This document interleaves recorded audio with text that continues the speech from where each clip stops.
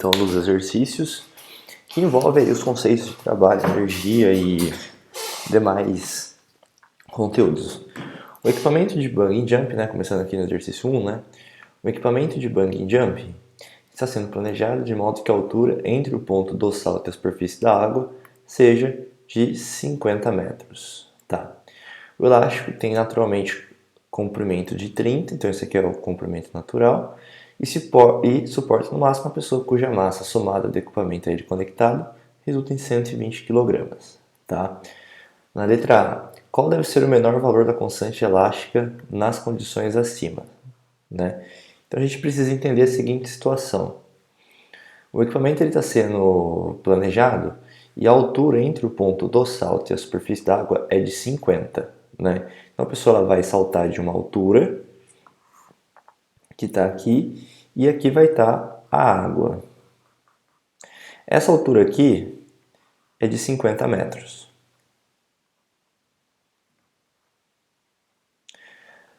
Só que o elástico ele tem uma altura natural de 30. Então aqui vai estar a pessoa. O comprimento natural do elástico é de 30 metros. Tá bom, ou seja, a deformação X que esse elástico vai ter vai ser de 20 metros para completar os 50. Então, essa aqui vai ser a deformação. Tá?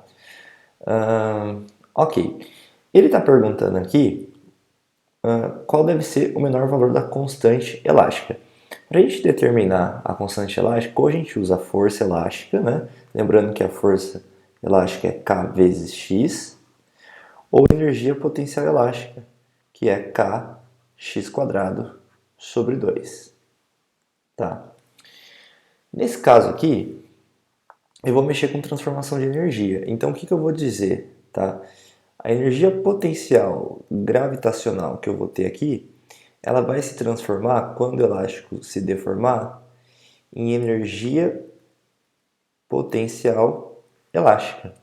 Então, ou seja, se essa energia aqui ó, é mgh e essa energia aqui é o Kx² sobre 2, vamos tentar igualar para ver onde a gente chega, né? Então, ou seja, como isso aqui vai se transformar em elástico, ficou mgh igual Kx² sobre 2. A massa é 120, gravidade 10, altura total, né, da energia potencial 50 metros, igual é o K, que eu quero descobrir. O X vale 20, ao quadrado vai dar 400 sobre 2, certo?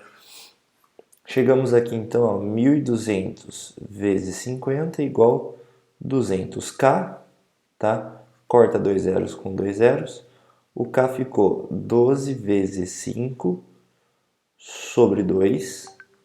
O K, então, ó, deu 12 dividido por 2, 6 vezes 5, 30 newtons por metro. Ok? Ainda na letra A, né? Então vamos só deixar a resposta aqui. O K vai valer 30 newtons por metro. Mas ainda na letra A ele pergunta assim: no exato momento em que a pessoa salta, determine quantas forças atuam sobre ela, nomeando cada qual, né? No exato momento em que a pessoa salta, né, da ponte, ela vai estar justamente aqui, ó, nesse ponto aqui, né? Então, vamos representar aqui, fazer um diagrama de corpo livre da pessoa, né? Então aqui está a pessoa, né, no instante do salto. Quais são as forças que vão agir nela? Ela não vai ter força elástica porque a deformação ainda não existe, né? O elástico aqui, nesse ponto, ele ainda está soltinho, então vai acabar não existindo a força elástica, né? Então, basicamente, a única força que vai atuar sobre ele vai ser a força peso, tá? Por quê?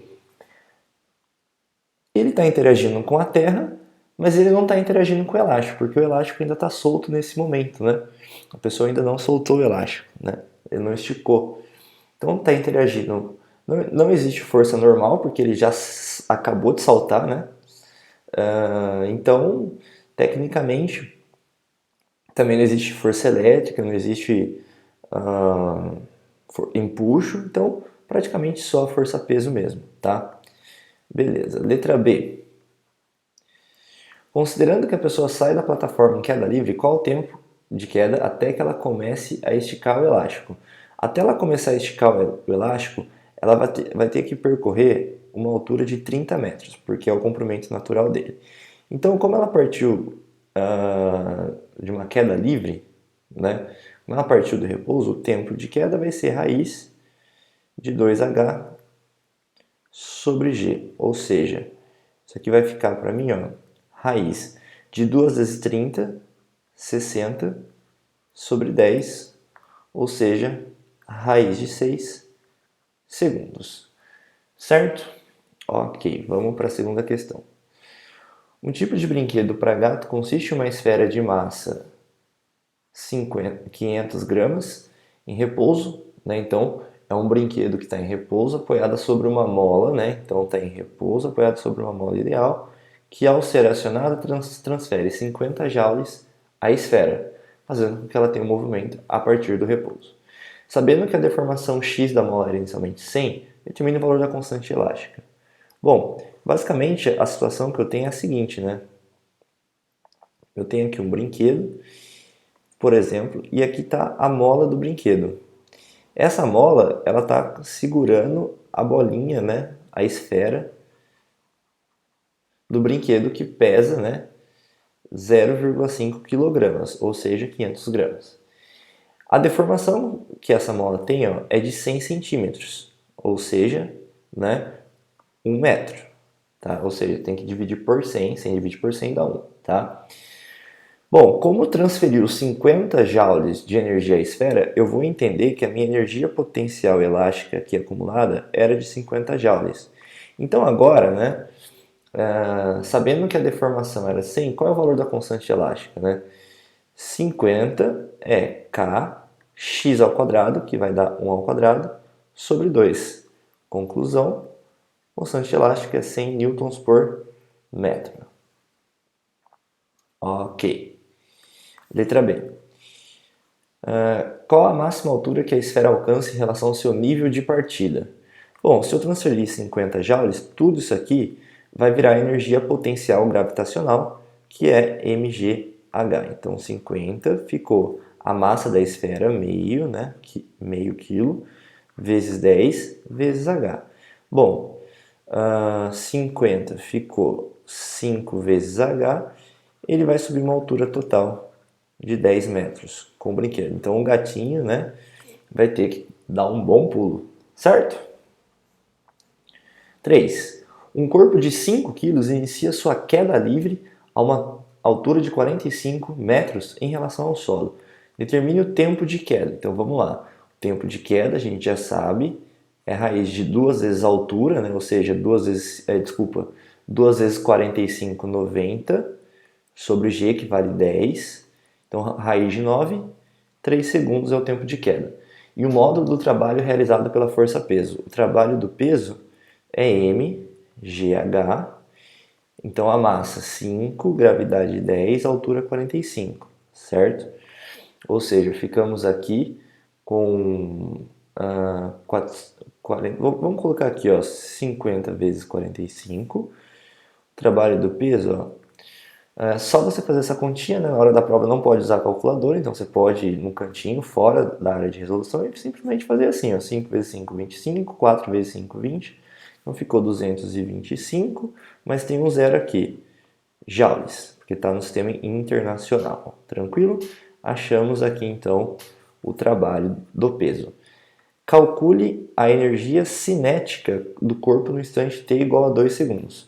Para eu calcular a energia cinética, eu preciso achar a velocidade do corpo nesse instante. Então eu preciso achar a função horária. V igual V0 mais AT, certo? Como é uma queda livre, né?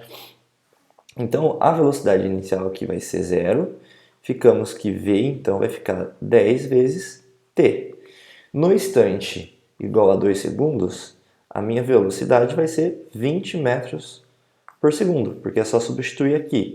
Então, a minha energia cinética ficou m v quadrado, 20 ao quadrado 400, sobre 2. Ficou 5 vezes 200, ou seja, 1000 joule. certo? 4. Uma usina hidrelétrica possui uma queda de 30 metros com vazão de 3.600 litros por hora. Determine a potência, né? Como é que é a potência de uma usina hidrelétrica, pessoal? É a equação do Dog, tá? Para quem não sabe deduzir, veja nas nossas aulas que a gente tem uma aula sobre isso, né?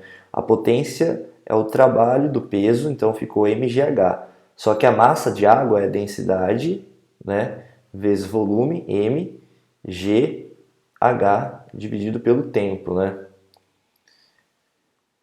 O volume de água pelo tempo a gente chama de fluxo, por isso Dog, tá? Então a potência vai ser a densidade da água. Aqui está 1 kg por litro, tá certo? Só que na verdade a gente precisa usar isso aqui em quilo por metro cúbico, né? Então é 1 kg para cada litro. Só que eu preciso colocar isso aqui para metro cúbico, né? 1 metro cúbico, então, que vale 1.000 litros, vai ter uma massa, né? Se eu fiz aqui vezes 1.000, vou ter então 1.000 kg. Então a densidade da água, na verdade, é 1.000 kg por metro cúbico no sistema internacional. Então, 1.000, o fluxo, né? Tem, 3.600 litros por hora. Tá errado litros, tá errado em relação ao sistema internacional, né? Então eu preciso transformar isso aqui para metro cúbico. Se de litro para metro cúbico, né? Isso aqui é 1 metro cúbico. Eu fiz vezes 1.000, então metro cúbico para litro, tá? A gente tem que dividir por 1.000 também, tá? É o caminho inverso. Só que aqui eu preciso jogar para metro cúbico. Então tem que fazer vezes 1.000. Ficou então 3.600 né, metro cúbico por hora. Só que uma hora tem 3.600 segundos. Então a gente deixa assim. G, queda da água, 30 metros. Então, ó, cortou. Ficou aqui, ó, 10 a sexta com 10, ou seja, 10 a sétima vezes 30. Então a potência ficou aqui, ó, eu posso escrever 300, né, megawatts, tá? Só que como ele pediu em watts, eu posso simplesmente deixar, né, agora que eu vi aqui que a pergunta está em watts, então potência em notação científica 3/10 watts. Tranquilo? Ok. Aqui, ó. Essa aqui eu acho que é a mais difícil. Um bloco de massa 400 gramas, ou seja, 0,4 kg, está encostado em uma mola que foi comprimida com uma deformação de 20 centímetros, né, que dá 0,2 metros, em relação ao seu comprimento natural. Então, aqui ela está comprimida, né? Esse ΔX aqui, ó, que está na imagem, é de 20 centímetros. Em um determinado instante a mola é solta, então agora dessa compressão soltamos a mola e o bloco adquire velocidade e percorre uma distância d de meio metro, tá aqui em cima, sobre uma superfície horizontal com coeficiente de atrito 0,3 e executa um loop de raio 0,9. Ok, então vamos lá. Determine a energia cinética perdida pelo bloco ao longo do percurso do comprimento d. Tá, a energia cinética perdida, a gente sabe que o trabalho ele vale a variação. Opa, peraí que deu uma zoada aqui. A gente sabe que o trabalho equivale à variação da minha energia cinética. Então, o trabalho vai ser, né, essa variação da energia cinética é igual ao trabalho. Vou escrever assim que é melhor. E o trabalho, né, para forças constantes, como a força de atrito, ele pode ser escrito como, né, F de cosseno alfa, certo? Para forças constantes, força de atrito, né, pessoal, é μ vezes a normal, ou seja, uma constante vezes a normal, que também é uma força constante, né, nessa situação. Então, eu posso usar essa forma do trabalho. Só que como ele está pedindo aqui, ó, a variação, a perdida, eu vou calcular em módulo, porque o que eu vou calcular aqui já é o perdido, né? Você vai ver aqui, ó, vai ser o trabalho da força de atrito, porque a força que age no bloco aqui só é a força de atrito, né? que executa o trabalho mesmo, que faz o bloco perder velocidade, que faz ele perder energia cinética. Por isso está falando aqui, ó, perda de energia. Vai ser a força de atrito, que é μ 0,3, né, que é esse coeficiente, vezes a normal. A normal, nesse caso, é igual ao peso, tá? Então vai ficar 0,4 vezes 10, ou seja, 4 newtons, que é o peso que equivale ao normal, vezes a distância que ele andou, ou seja, meio metro, vezes o cosseno de alfa. A força de atrito ela age nesse sentido, ou seja, forma um ângulo de 180 graus em relação ao deslocamento. Tá? Cosseno de 180 é menos 1, mas eu vou calcular essa variação em módulo, porque o que eu vou encontrar aqui já vai ser o que eu vou perder. Então ficou ó, 4 vezes meio, na verdade é 2. Então isso aqui deu para mim 0,6 joules perdido. Tá? Por que o corpo, então, ele perde energia, né, pessoal? Por causa que a força de atrito, ela cria uma aceleração contrária à trajetória. Por isso que o bloco para, porque existe uma força no sentido oposto ao movimento, tá? Então, a aceleração, tá, age contrariamente, né? Contrariamente ao sentido do deslocamento. Ao sentido do deslocamento, tá bom? É por isso que o bloco para, ok? Por causa da força de atrito, beleza? Aí ele está falando assim, né? Para a gente calcular as velocidades mínimas VA, né, nesse ponto aqui, e VB nesse ponto aqui, para que o bloco consiga completar o loop. Tá? Então vamos determinar então qual é a velocidade. Tá? Existe um ponto, pessoal, que a velocidade mínima para um corpo conseguir exercer um loop, né? Se a gente for dar um zoom aqui, ó, imagine que eu tenho um corpo exercendo um loop aqui, ó, uma esfera. Tá? O que precisa acontecer para o corpo ter a velocidade mínima? A velocidade mínima ela vai acontecer quando a normal, nesse ponto aqui, vale zero. Tá? Isso significa que somente a força-peso vai agir no bloco. Tá? Vai acontecer então quando a normal vale zero. Lembrando que a normal eu marcaria ela para baixo aqui também. Tá? Numa situação em que a velocidade não é mínima, mas na velocidade mínima a normal some, beleza? Então a única força que eu vou ter aqui vai ser a força-peso agindo, tá? Então a força-peso ela vai fazer o papel da resultante centrípeta, que é mv² sobre r.